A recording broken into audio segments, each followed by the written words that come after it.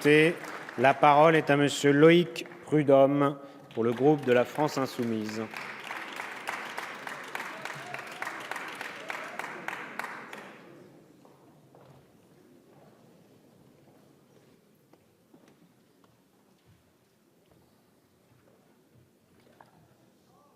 Monsieur le ministre, Monsieur le Président, Mesdames et Messieurs les députés, Monsieur le ministre, vous souhaitez faire de ce projet de loi l'un des axes forts de votre plan climat et surtout un exemple pour le reste du monde du modèle qu'il faut abandonner. Nous saluons l'intention du gouvernement de mettre fin à l'exploration et l'exploitation des gisements pétroliers. Cela constitue un premier pas indispensable, bien que ce texte, que vous qualifiez vous-même de symbolique, ne porte que sur 1% de notre consommation totale. Mais il n'a pas fallu longtemps aux parlementaires et aux observateurs attentifs pour constater que le projet de loi est à l'image du sous-sol français qu'il entend défendre, truffé de trous et de vides. La France insoumise, si elle ne renie pas la force des symboles, est aussi dans l'action concrète et immédiate.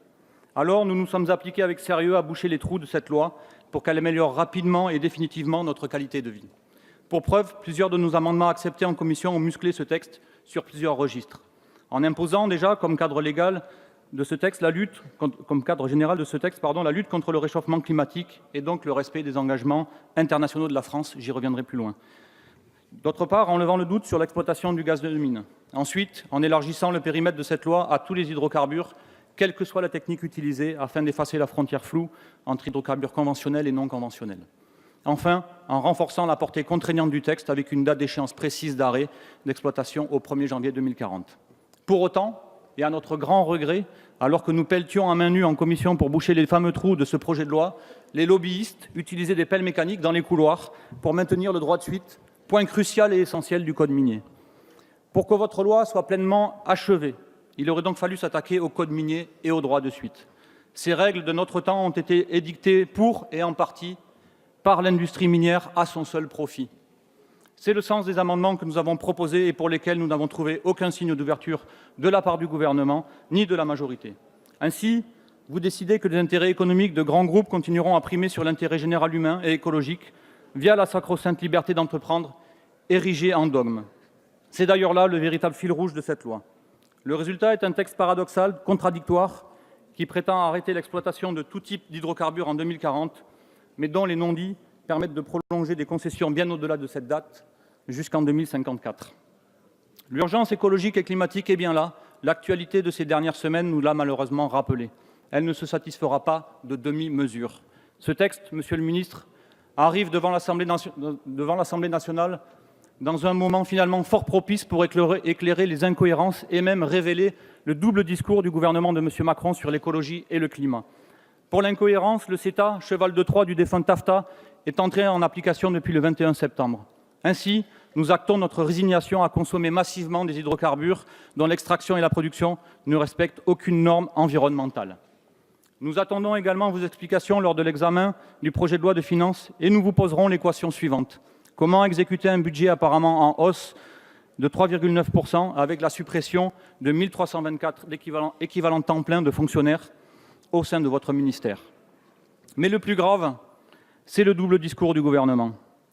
En fin de semaine dernière, un média a révélé que pendant que nous discutons de ce projet de loi, la France fait des pieds et des mains pour revenir sur les objectifs climat fixés par l'Union européenne. Ces objectifs sont de 27% d'énergie renouvelable à l'horizon 2030.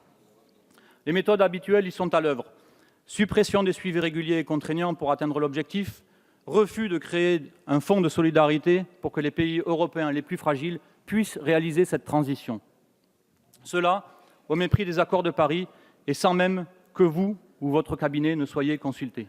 Alors, les beaux discours télévisés sur le climat et l'Europe ne sont donc qu'un rideau de fumée. Monsieur le ministre, vous paraissez être un ministre de la transition écologique bien solitaire au milieu d'un gouvernement qui ne se préoccupe guère de ces questions du climat et de l'écologie. Je vous ai interpellé sur ce registre la semaine dernière dans ce même hémicycle. Pour notre part, le fond de ce texte, qui ne va pas au bout de sa logique, nous laisse sur notre faim. Mais surtout, le contexte dans lequel il est examiné, je viens de rappeler, le CETA et les accords climat, nous rend perplexes sur la réelle volonté du gouvernement. Pour ces raisons, nous nous abstiendrons lors du vote. Pour conclure, je profite de cette tribune pour m'adresser aux députés qui portent la même attention que moi à l'environnement et au climat. Pour nous, et les générations futures.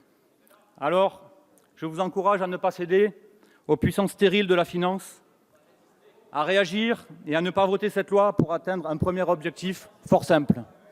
Make Nicolas Hulot green again. Je vous remercie. Merci, monsieur le député.